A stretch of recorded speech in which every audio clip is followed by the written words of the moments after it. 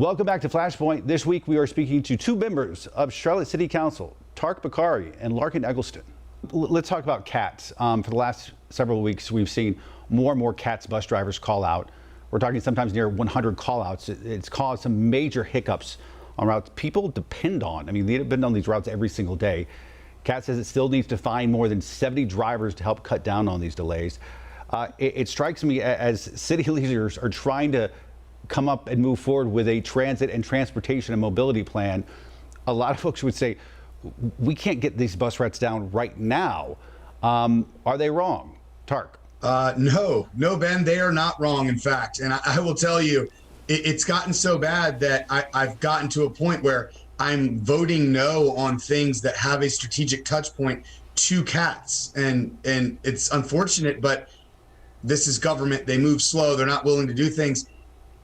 After a certain point of all of a sudden another thing goes wrong and another explanation blames it on, oh, well, we had bad contracts, or, oh, this happened or that. You have to step back and say, wait a minute, is it leadership? Like, do we have a leadership problem? And I think the answer is yes, we have a leadership problem in CATs. I've just seen too many things happen, from bus driver safety being threatened to the terrible response that then followed it, and again blaming others for the problems, to ghost buses. And literally that's our bread and butter. Like, if we can't operate a bus system, right, what are we going to do with a $13.5 billion transit system? How do you build trust among passengers, voters? I mean, transit system's only as good as it is reliable. Yeah, I share some of those frustrations, and I am a huge transit advocate. I do want to see us move forward with this transformational mobility network.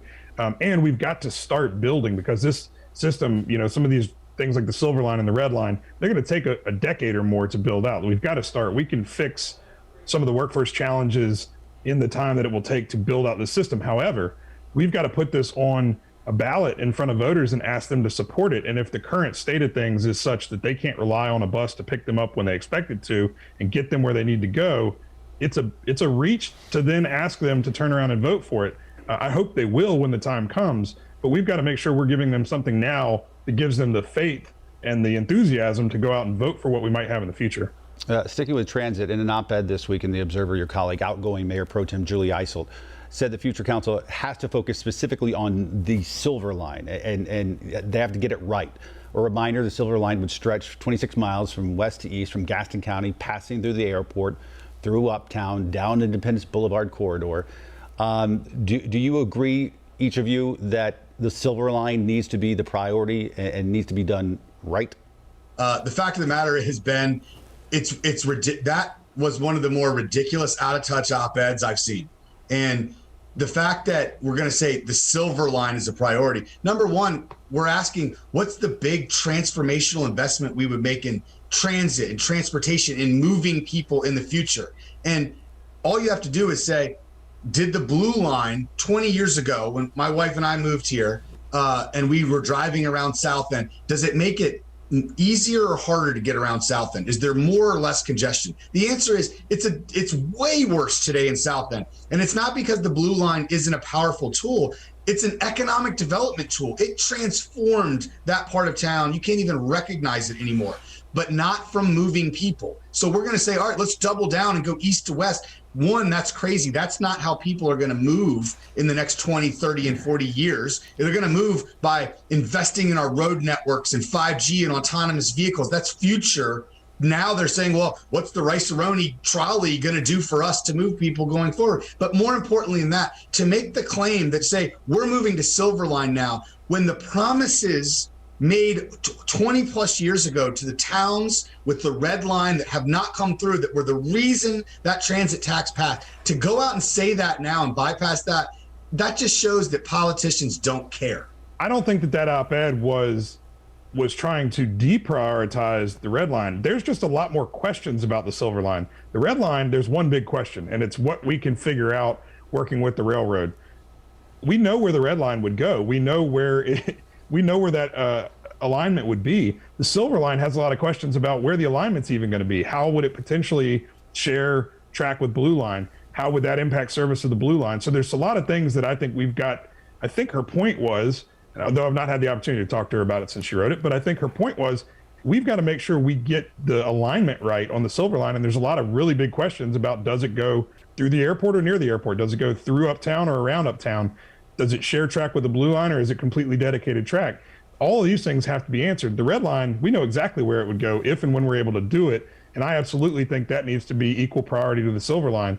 The Gold Line, streetcar, whole nother issue. I do think that light rail and improving our bus network has to be a much higher priority. Although I haven't completely written the streetcar off yet, I think it's demonstrated a lot more challenges. And I don't think it provides the return on investment. To the point about the Blue Line in South End, we cannot be not with a straight face selling light rail as a way to alleviate congestion. It doesn't do that. And if anyone ever said it did, they were either misinformed or lying. The fact of the matter is, it gives people an option to get out of that congestion. It appears that that will be sort of a lame duck. Council will vote on the UDO in August. Tark, I know you are bothered by this. Some say, listen, this is the council that's put it together. Why would they not vote on it? You disagree? Well, first of all, the same council that gave themselves raises and did all the unpopular things last year that then decided to delay the at-large and mayor races to this summer for this super low turnout. That's why we're here in the first place. Now they're saying, well, it needs to be this council that votes on it. And when staff says, well, it'd be hard, but we could vote on it before the election, they're like, no. Let's vote on it after July 26th in the lame duck month of August.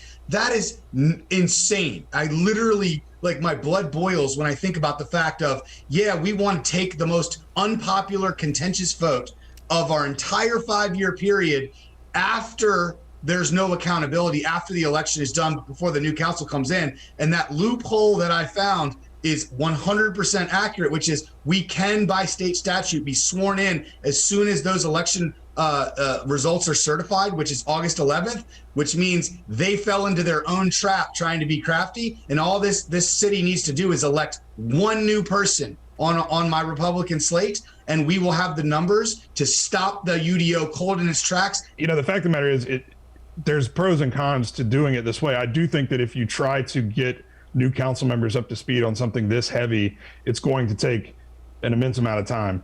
I also think there is some validity to what you said, Ben, which is that this is the council that put this together.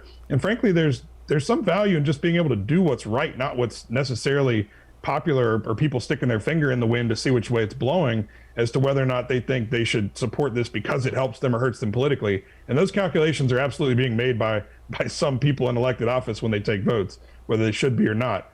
Mayor Pro Tem Isel, Councilmember Newton, Councilmember Phipps, myself, we can do what we think is right, and to hell with the political consequences of it. So I actually think that there's some value in being able to just do that instead of worrying about what the next election or any of that stuff. All right, that's it. That's all our time. Council members Tark Bakari and Larken Egleston. Gentlemen, thanks for coming on. We appreciate it. Thank you. Thank you. Take care. More Flashpoint after this.